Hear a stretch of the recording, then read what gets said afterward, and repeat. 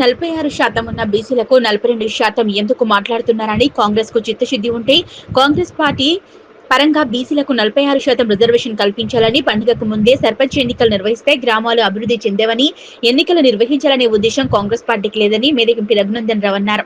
నరేంద్ర మోదీ 75వ జన్మదిన సందర్భంగా సేవా పక్షంలో భాగంగా రామాయంపేట మండల కేంద్రంలో ఏర్పాటు చేసిన ఉచిత వైద్య శిబిరాన్ని మేదెంపి రఘునందన్ రావు ప్రారంభించారు.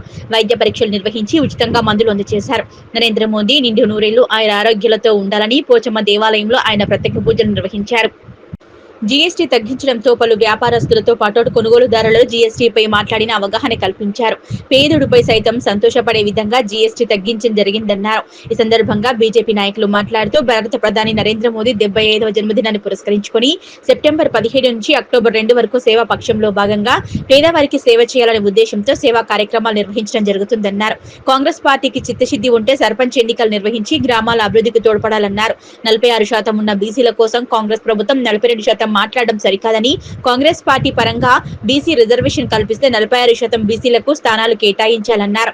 గ్రామాల్లో అభివృద్ధి పూర్తిగా కుంటుపడిందని, జాతీయ రహదారులన్నీ నాణ్యతతో కూడిన రోడ్డు నిర్మించడం జరిగిందని, రాష్ట్ర ప్రభుత్వం ద్వారా వేసే రోడ్లన్నీ పూర్తిగా గుంతలమయంగా మారాయని, ఏ గ్రామంలో కూడా రోడ్లు సరిగా లేవని, నిధులు లేక ఇబ్బందులు పడుతున్నారని, కేంద్ర ప్రభుత్వంపై అనవసరంగా విమర్శలు చేస్తున్నారని విమర్శించారు. ఈ కార్యక్రమంలో జిల్లా అధ్యక్షులు మల్లేష్ గౌడ్, మాజీ అధ్యక్షులు గెడ్డం శ్రీనివాస్, కిసాన్ మోర్చా జిల్లా ఉపాధ్యక్షులు ఎన్ఎం లింగారెడ్డి, రాష్ట్ర కౌన్సిల్ సభ్యులు రాగి రాములు, శంకర్ గౌడ్, సుధాకర్ రెడ్డి, అవినాష్ రెడ్డి, దయానంద్ రెడ్డి, వేముల సిద్ధిరాములు, బాలరాజ్, మల్లారెడ్డి, రాజ్, చంద్రశేఖర్, మండల వైద్య అధికారి డాక్టర్ హరిప్రియ, బీజేపీ నాయకులు, కార్యకర్తలు, వైద్య సిబ్బంది పాల్గొన్నారు. సెప్టెంబర్ 17 నుంచి అక్టోబర్ 2వ తారీఖు వరకు సేవా పక్ష్ పేద ప్రజలకు సేవ చేయాలనేటువంటి ఒక కార్యక్రమంలో భాగంగా ఈరోజు రామాయంపేట మున్సిపాలిటీ పరిధి లోపల పేద ప్రజలకి ఒక హెల్త్ క్యాంప్ నిర్వహించడం జరిగింది. అదే రకంగా తగ్గించినటువంటి జీఎస్టీ ధరలకు సంబంధించి షాపుల యజమానులతో పాటు కొనుగోలుదారులను కూడా కలిసి తగ్గించినటువంటి జీఎస్టీ యొక్క ప్రతిఫలం పేద ప్రజలకు అందే రీతి లోపల జరగాలని భారతీయ జనతా పార్టీ ఈ దేశ ప్రధాని విశ్వగురు నరేంద్ర మోడీ గారి నాయకత్వంలో ఈ సంవత్సరంలో ఇప్పటికే రెండోసారి దీపావళి పండుగను పేద ప్రజలు జరుపుకోవడానికి ఒకటి ఇన్కమ్ ట్యాక్స్ని 12.5 లక్షలకు పెంచి పేద మధ్యతరగతి ఉద్యోగులకి ఉపాధ్యాయులకు ఎట్లయితే ఉపయోగపడేలాగా దాన్ని తగ్గించడం జరిగిందో అట్లే కొత్తగా ఎవరైతే 25 కోట్ల మంది ప్రజలు దేశంలో దారిద్ర్య రేఖను దాటి పైకి వచ్చినారో వాళ్ళని కొత్తగా మన మోడీ గారు నియో మిడిల్ క్లాస్ అని చెప్పారు. పేదలు మధ్యతరగతి ధనవంతులు కాకుండా మధ్యలో ఇటీవలనే 25 కోట్ల మంది దేశ ప్రజలు 11 సంవత్సరాల నరేంద్ర మోడీ గారి పాలన తర్వాత పేదరికం నుంచి అప్పుడే బయటకు వచ్చినటువంటి ఒక అవ్వ ఒక ఫ్రిడ్జ్ కొనుక్కోవాలి, ఒక టీవీ కొనుక్కోవాలి, పక్కింటలతో సమానంగా మేము ఉండాలనేటువంటి నియో మిడిల్ క్లాస్ అనేటువంటి క్లాస్ కోసం జీఎస్టీ రేట్లను తగ్గించి పేద ప్రజల మేలు కోరినటువంటి నాయకుడు నరేంద్ర మోడీ గారు. అందుకని 75 సంవత్సరాలు నిండినటువంటి నరేంద్ర మోడీ గారికి 100 సంవత్సరాలు నిండేంత వరకు మనందరి ఆయుష్ని దారాదత్తం చేయాలని, ఆయన రాజకీయాలకు వచ్చినట్టు నుంచి ఒక అవినీతి లేదు, కుంభకోణం లేదు, కార్ల కుంభకోణాలు లేవు, టెలిఫోన్ల కుంభకోణం లేదు, బొగ్గు కుంభకోణం లేదు, ఇంకా లిక్కర్ కుంభకోణాలు లేవు, ఇట్లా ఏం లేకుండా ఒక మంచి పరిపాలన అందిస్తున్నటువంటి నాయకుడు నరేంద్ర మోడీ గారు.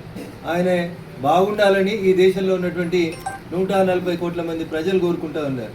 తీసుకొచ్చిన ప్రతి చట్టం పేద ప్రజలకు ఉపయోగపడేటువంటి రీతి లోపల వారు తీసుకొస్తూ వస్తూ ఉన్నారు.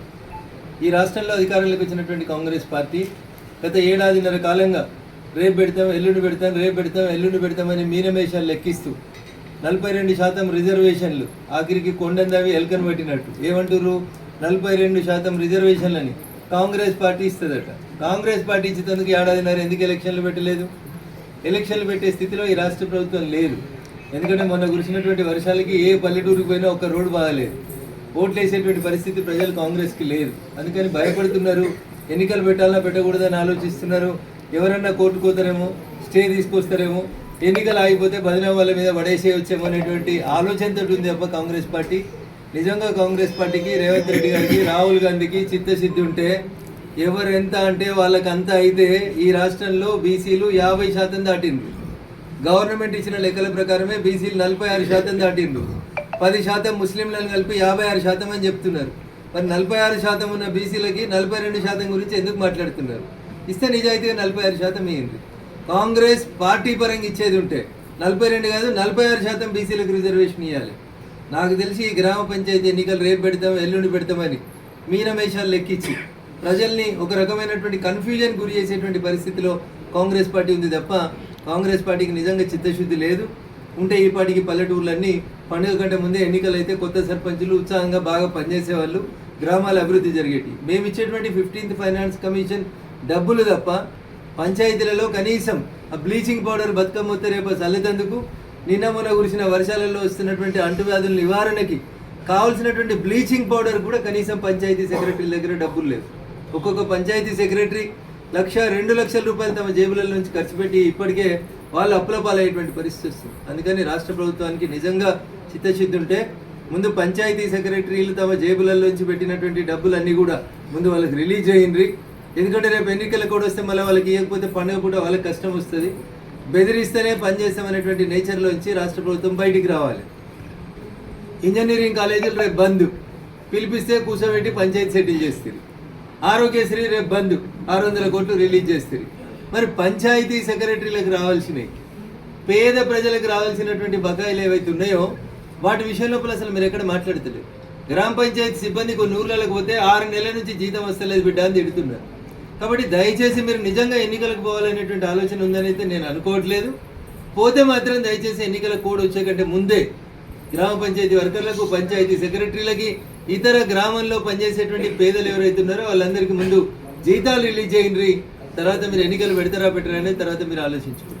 బట్ నాకున్నటువంటి అవగాహన మేరకి కాంగ్రెస్ పార్టీ ఎవరు కోర్టుకోతారు, లేకపోతే మనమే వెళ్ళలే కోర్టుకు పంపించే ఎన్నికలను ఆపుదామనే ఆలోచన ఉంది తప్ప కాంగ్రెస్కి పంచాయతీ ఎన్నికలు జరపాలనేటువంటి నిజాయితీ కనబడతలేదు. Thank you. అయితే మరి గ్రామాలలో చాలా మంది కూడా పెద్ద మనుషులు కానీ అమ్మలు అక్కలు ఆరోగ్యానికి మరి ఆరోగ్యం చిన్న చిన్న సమస్యలపైన చాలా ఇబ్బందులు పడుతుంటారు.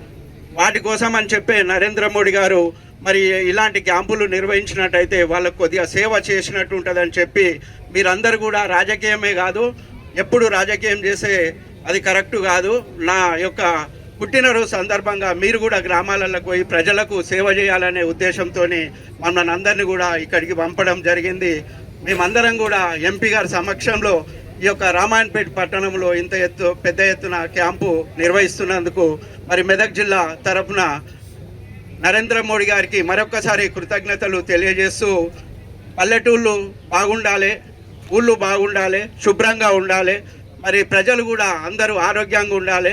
ఉన్నప్పుడే మరి మనం ఏదైనా చేయగలుగుతాం అనేది వారి యొక్క గొప్ప సంకల్పం. వారు సంకల్పమే ఈరోజు మమ్మలను ఇంత దాకా తీసుకొస్తున్నది. మరి నరేంద్ర మోడీ గారు ఎప్పుడు కూడా ప్రజల కోసమే ఆలోచిస్తుంటాడు. మరి మనం మొన్న చూసుకున్నట్టయితే జిఎస్టీ 4 స్లాబులున్న జిఎస్టీని తగ్గించి 2 స్లాబులు చేసి మరి మధ్యతరగతి ప్రజలంతా కూడా బాగుండాలి, వారు కూడా అన్ని వస్తువులు కొనుక్కుంటూ అందుబాటులో ఉండాలనే గొప్ప సంకల్పంతో మరి జిఎస్టీ కూడా తగ్గించడం జరిగింది. ఆ విషయం కూడా మీకు అందరికీ తెలిసిన విషయమే. అంతకుముందు కాంగ్రెస్ పరిపాలన ఉన్నప్పుడు కానీ మరి ఈ ప్రపంచంలో ఆర్థిక మాంద్యం ఏర్పడి ధరలు బాగా పెరిగి చాలా దేశాలు కూడా చిన్న భిన్నమైన సంగతి మనందరికీ తెలిసిన విషయమే. అలాంటి సమయంలో కూడా మన దేశంలో ఎలాంటి రేట్లు పెంచకుండా నరేంద్ర మోడీ గారు మరి మన దేశాన్ని ఒక ఉన్నతమైన స్థానంలోనికి తీసుకుపోవడం జరిగింది. ఆ సంగతి కూడా మీ అందరికీ తెలిసిందే. ఈరోజు మళ్ళీ మధ్యతరగతి ప్రజలు ఏదైతున్నారో వాళ్ళు కూడా ప్రతిదీ కూడా తన ఇంటి అవసరాలకు సంబంధించిన వస్తువులు అన్నీ కూడా కొనాలనే ఉద్దేశంతో జిఎస్టీ తగ్గించిండు. ఇవాళ జిఎస్టీ తగ్గించడం వల్ల మధ్యతరగతి ప్రజలకు ఎంతో మేలు జరుగుతున్నది. ఇవన్నిటినీ నరేంద్ర మోడీ గారు దేశ ప్రజల కోసం ఎన్నో సేవలను చేస్తూ మాతో కూడా సేవలు చేపిస్తూ మరి ప్రజలంతా బాగుండాలి, దేశమంతా బాగుండాలనే ఉద్దేశంతో మరి ఈరోజు ఇక్కడ ఈ యొక్క హెల్త్ క్యాంపు నిర్వహించడం జరిగింది. అన్నగారు నిన్న విజయవాడలో ఉండే ఈరోజు పొద్దున్న ఈడ హెల్త్ క్యాంపు మనం చేయాలి, హెల్త్ క్యాంపు నిర్వహించాలనే ఉద్దేశంతో మరి నిన్నటి నుంచే మా కార్యకర్తలు, మా నాయకులు కూడా ఈ యొక్క క్యాంపు కోసం ఏర్పాట్లు చేసి ఈ యొక్క హెల్త్ క్యాంప్ ఉచిత శిబిరం ఏదైతుందో దీనికి ఈ ఏర్పాట్లు చేసిన మా కార్యకర్తలకు జన్మదినం జరుపుకుంటే కేకులు కట్ చేస్తాం, కొత్త బట్టలు వేసుకుంటాం, దావతులు చేసుకుంటాం. కానీ మన ప్రియతమ ప్రధానమంత్రి నరేంద్ర మోడీ గారి యొక్క జన్మదిన సందర్భంగా ఇలా అంగు ఆర్భాటాలు ఏం చేయవద్దు. నా జన్మదిన సందర్భంగా పేదవారికి సేవ చేయాలి. ప్రతి ఒక్క భారతీయ జనతా పార్టీ కార్యకర్త సేవ చేయాలి.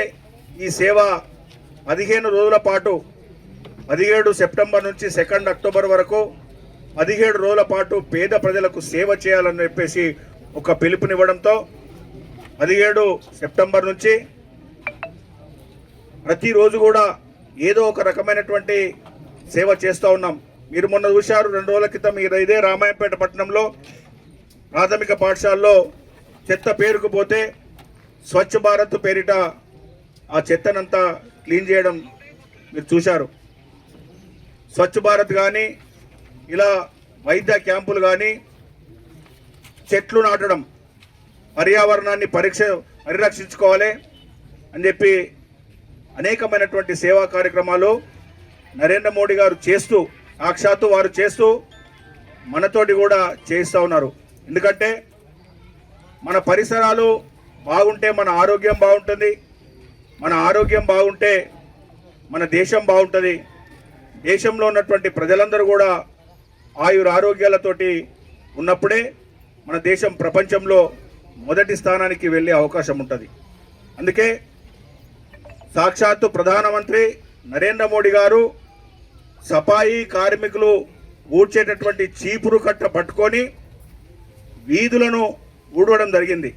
అంటే ప్రధానమంత్రి సాక్షాత్తు వీధులను ఊడుస్తుందంటే మరి మనం మన పరిసరాల్లో మన పక్క వీధి అనుకోవచ్చు, పక్క ఇల్లు అనుకోవచ్చు, ఎక్కడున్నా మనకేంది అని చెప్పేసి పట్టించుకోకపోతే మనకు జబ్బులు వస్తాయి. కాబట్టి ఆరోగ్యమే మహాభాగ్యం. ఆరోగ్యంగా ఉంటే ఏదైనా సాధించవచ్చు. ఒక గొప్ప సంకల్పంతో స్వచ్ఛ భారత్ కిందట అనేకమైనటువంటి సేవా కార్యక్రమాలు నరేంద్ర మోడీ గారు ప్రధానమంత్రి అయిన తర్వాత